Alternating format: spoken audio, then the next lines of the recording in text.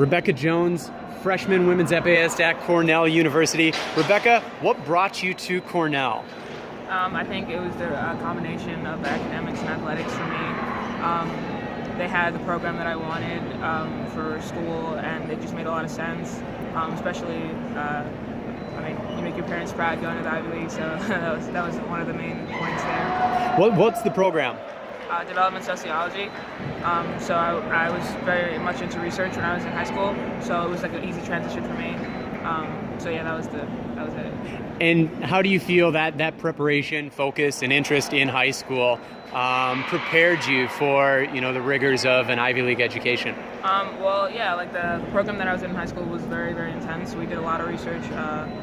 Especially when you're 15 and 16, going to colleges to conduct these research projects, it prepares you a lot. So coming into school, it was much easier for me. I would say the transition was easier, and also doing research in high school, that kind of dedication can transfer over to anything, and especially sports, so fencing. It was great. Was the research in psychology? No, or sociology. Or sociology. Okay. So obviously the academics are hugely important in your life, as we hear. On the fencing side of things, what was your reception to the news when you learned that you'd have, world team member Daria Schneider and then subsequently Olympian Nicole Ross as your coaches? Yeah, no, it's a great encouragement. I trained at the Westbrook Foundation before coming to Cornell, and around there you have all of these people who have done exactly what you're trying to do. So you're training with people like Ivan Lee, Ben Bratton, Dwight Smith, these people, Isis Washington. These people came out and did it. So you're looking at them and you're training with them. So how could you not? What excuse do you have to not do it as well? And it's the same thing with working with Daria and Nicole. They're women who made that stride, and it's very encouraging just to see them every day at practice. So you can. What's holding you back? One in particular, Isis Washington, NCAA champion for St. John's just 2 years ago. Maybe it's 3 already, I guess. Being able to have that exposure to Isis, who's so close to you in age, how does that influence your goals, your fencing, now that you're fencing in the NCAAs? It's that same that same drive. You see her at practice, and there are very few days that she takes off.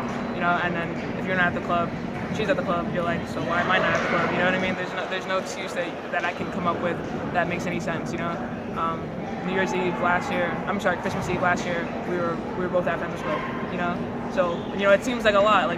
You're there at Christmas Eve, but she's there, so there's no excuse. So it really, really pushed me. She just gave me the aspiration to do well. The Peter Westbrook Foundation is known not only nationally but internationally. Huge representation at all levels and tons of success to back it up.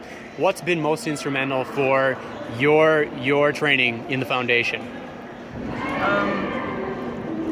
Probably just the encouragement. It's not a lot. It's funny when I tell people that I fence, they're like, "Fence? There aren't very many minorities into that sport, right?" But it's funny. I have to tell them all the time. It's all of the people I'm training around, everybody who's done it, they're all minorities. So it's there's just no excuse to not push yourself. So I feel when I'm around them and I'm seeing them at these competitions and they're doing well, it's okay, I guess I'm next in line, hopefully. All right, we hope you're next in line. We look forward to seeing that continued progression. Thanks, Rebekah.